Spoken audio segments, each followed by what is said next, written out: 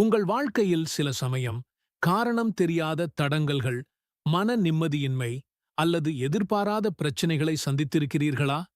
எல்லாமே சரியாக போய்க் கொண்டிருக்கும்போது திடீரென்று ஒரு தடை அல்லது ஒருவித அச்ச உணர்வு அல்லது உடல் நலக்குறைவு, இவற்றிற்கு பின்னால் என்ன இருக்கிறது என்று புரியாமல் குழம்பியிருக்கிறீர்களா? ஒருவேளை கண்ணுக்குத் தெரியாத ஏதோ ஒரு தீமையின் அச்சுறுத்தல் இருக்குமோ என்று கூட நீங்கள் எண்ணியிருக்கலாம். ஆம், இந்த உலகில் நம் கண்களுக்கு புலப்படாத பல சக்திகள் இருக்கின்றன. ஷைத்தான்கள், தீய ஜின்கள், மனிதர்களின் தீய எண்ணங்கள், பொறாமை மற்றும் மிகவும் ஆபத்தான கண் திருஷ்டி போன்ற பல தீமைகளிலிருந்து நாம் நம்மை பாதுகாத்துக் கொள்வது எப்படி? பலரும் இதைப் பற்றி வெளிப்படையாக பேசுவதில்லை. ஆனால் இவை நிதர்சனமான உண்மைகள். ஒரு மனிதனுக்கு ஒரு பெரிய நன்மை நடந்தால் அல்லது அவன் வாழ்வில் ஒரு நல்ல வளர்ச்சி அடைந்தால், பொறாமை கொண்ட உள்ளங்களின் பார்வைகள் அவனுக்கு தீங்கு இழைக்கக்கூடும் என்பதை இஸ்லாம் நமக்கு கற்றுத்தருகிறது. அல்லாஹ்வின் அருளால் இந்த அனைத்து விதமான தீமைகளிலிருந்தும் நம்மை பாதுகாத்துக் கொள்ள இஸ்லாம் நமக்கு ஒரு வழியைக் காட்டியுள்ளது. அதுதான் துஆ. அல்லாஹ்விடம் நேரடியாக பாதுகாப்பு தேடுவதே மிகச் சிறந்த வழியாகும்.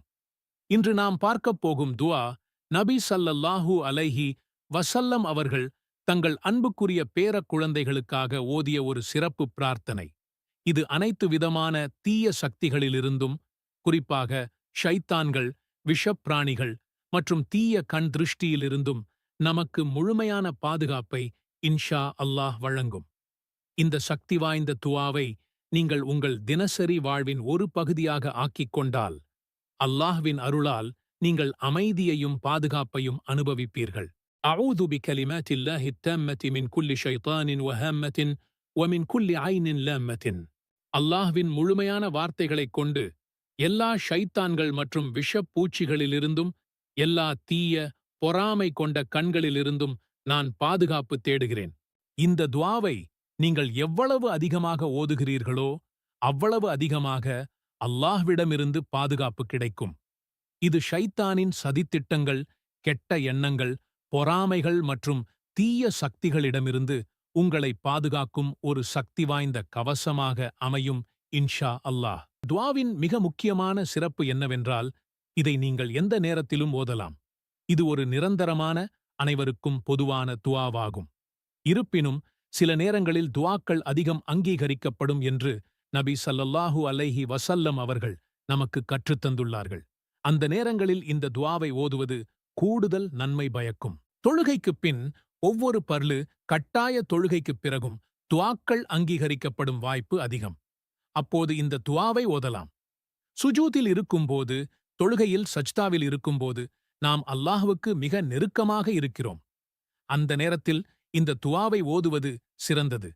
பாங்குக்கும் இகாமத்துக்கும் இடைப்பட்ட நேரம் துஆக்கள் அங்கீகரிக்கப்படும் நேரங்களில் ஒன்றாகும்.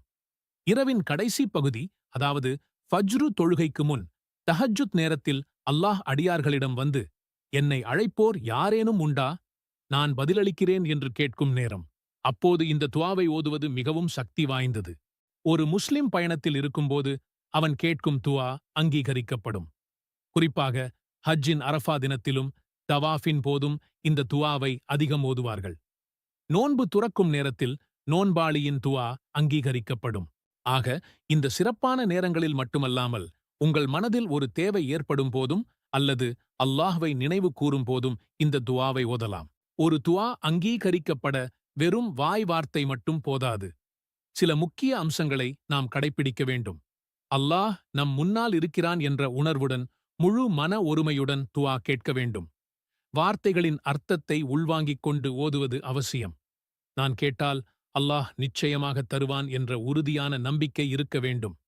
சந்தேகத்துடன் துஆ கேட்பது பலனைத் தராது.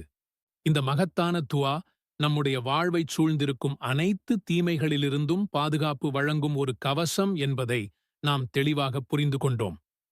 ஷைத்தான்கள், விஷப்பிராணிகள், தீய கண் திருஷ்டி மற்றும் பொறாமை என பலவிதமான ஆபத்துகளிலிருந்து இது நம்மை பாதுகாக்கும் இன்ஷா அல்லாஹ். இந்த சக்தி வாய்ந்த துஆவை நீங்கள் தினமும் தவறாமல் ஓதி அல்லாஹ்வின் பாதுகாப்பை பெற்றுக்கொள்ளுங்கள். மகத்துவம் நிறைந்த துல்ஹஜ் மாதம் நம்மை வந்தடைந்திருக்கிறது. ஆனால் உங்கள் உள்ளம் இன்னும் தீராத கவலைகளாலும் நிறைவேறாத தேவைகளாலும் பாரமாக இருக்கிறதா? என் துஆக்கள் எப்போதுதான் ஏற்கப்படும் என்ற ஏக்கத்தோடு காத்திருக்கிறீர்களா? கவலை வேண்டாம். இந்த வீடியோவின் முடிவில் அல்லாஹ்விற்கு மிகவும் விருப்பமான இந்த நாட்களில் உங்கள் கஷ்டங்களை இலகுவாக்கி உங்கள் பிரார்த்தனைகள் அங்கீகரிக்கப்பட உதவக்கூடிய மிக எளிமையான ஆனால் மிகவும் சக்தி வாய்ந்த ஒரு அமலை தெரிந்து கொள்வீர்கள். இன்ஷா அல்லாஹ். நம்ம ஒவ்வொருவருக்கும் ஒவ்வொரு விதமான கவலை. சிலருக்கு தீராத கடன், சிலருக்கு பிள்ளைகளின் எதிர்காலம் குறித்த ஆதங்கம், இன்னும் சிலருக்கோ உடல்நலக் குறைவு, மன அமைதியின்மை, திருமணத் தடை, தகுதியான ஒரு வேலை கிடைக்கவில்லையே என்ற ஏக்கம். இப்படி சொல்லிக்கொண்டே போகலாம். நாம் ஒவ்வொரு தொழுகையிலும் ஒவ்வொரு இரவிலும் அல்லாஹ்விடம் கையேந்தி துஆ செய்கிறோம். யா அல்லாஹ், என் கஷ்டத்தை நீக்கு. யா அல்லாஹ், என் தேவையை நிறைவேற்று என்று கண்ணீரோடு கேட்கிறோம். ஆனால் சில சமயம் நமது துஆக்கள் தாமதமாகும் போது ஷைத்தான் நம் மனதில் சோர்வையும் விரக்தியையும் விதைக்கப் பார்க்கிறான். இவ்வளவு கேட்டும் நடக்கவில்லையே என்ற எண்ணத்தை மெல்ல உள்ளே திணிக்கிறான். இப்படிப்பட்ட மனநிலையில்தான் பலர் தவறான வழிகளில் தீர்வை தேடத் தொடங்குகிறார்கள். ஆனால் ஒரு உண்மையான விசுவாசி ஒருபோதும் அல்லாஹ்வின் அருளில் நம்பிக்கை இழக்க மாட்டான். அவனுக்குத் தெரியும், நிச்சயம் அல்லாஹ் தன் பிரார்த்தனையை கேட்கிறான் என்று. ஒருவேளை அந்த துஆவை அங்கீகரிக்க அல்லாஹ் ஒரு சிறந்த நேரத்தை, ஒரு சிறந்த சந்தர்ப்பத்தை எதிர்பார்த்துக் கொண்டிருக்கலாம். இப்போது கேள்வி இதுதான்: அந்த துஆக்கள் வேகமாக அங்கீகரிக்கப்பட, நம்முடைய கவலைகள் எனும் பனிப்பாறையை உருக்க நாம் செய்ய வேண்டிய அந்த மிக சக்தி வாய்ந்த அமல் என்ன? அதுதான் நம் உயிரினும் மேலான நபிகள் நாயகம் ஸல்லல்லாஹு அலைஹி வஸல்லம் அவர்கள் மீது ஸலவாத் சொல்வது. ஸலவாத் சொல்வதற்கும் கவலைகள் நீங்குவதற்கும் என்ன சம்பந்தம் என்று நீங்கள் யோசிக்கலாம். மிகப்பெரிய சம்பந்தம் இருக்கிறது. ஸலவாத் என்பது வெறும் வார்த்தைகள் அல்ல. அது ஒரு இபாதத், ஒரு வழிபாடு. அல்லாஹ்வே தன் திருமறையில் கூறுகிறான், நிச்சயமாக அல்லாஹ்வும் அவனுடைய வானவர்களும் நபியின் மீது ஸலவாத் சொல்கிறார்கள். நம்பிக்கை கொண்டவர்களே, நீங்களும் அவர் மீது ஸலவாத்து சொல்லி சலாமும் கூறுங்கள். சற்று யோசித்துப் பாருங்கள். அகிலங்களைப் படைத்த அல்லாஹ் தன் நபியின் மீது ஸலவாத் சொல்கிறான். அவனது வானவர்கள் ஸலவாத் சொல்கிறார்கள். அதே செயலைச் செய்யும்படி நமக்கும் கட்டளையிடுகிறான். அப்படியென்றால் இது எவ்வளவு உயர்வான ஒரு அமலாக இருக்க வேண்டும்? அல்லாஹும்ம ஸல்லி அலா முஹம்மதின் வ அலா ஆலி முஹம்மத் கமா ஸல்லைத அலா இப்ராஹீம வ அலா ஆலி இப்ராஹீம் இன்னக ஹமீதுன் மஜீத். اللهم بارك على محمد وعلى آل محمد كما باركت على إبراهيم وعلى آل إبراهيم إنك حميد مجيد. இறைவா, இப்ராஹீம் அலைஹிஸ்ஸலாம் அவர்கள் மீதும் அவர்களின் குடும்பத்தார் மீதும் நீ அருள் புரிந்ததைப் போல் முஹம்மது ஸல்லல்லாஹு அலைஹி வஸல்லம் அவர்கள் மீதும் அவர்களின் குடும்பத்தார் மீதும் நீ அருள் புரிவாயாக.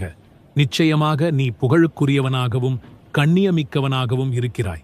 இறைவா, இப்ராஹீம் அலைஹிஸ்ஸலாம் அவர்களுக்கும் அவர்களின் குடும்பத்தாருக்கும் நீ பரக்கத், அபிவிருத்தி செய்ததைப் போல் முஹம்மது ஸல்லல்லாஹு அலைஹி வஸல்லம் அவர்களுக்கும் அவர்களின் குடும்பத்தாருக்கும் நீ பரக்கத் செய்வாயாக.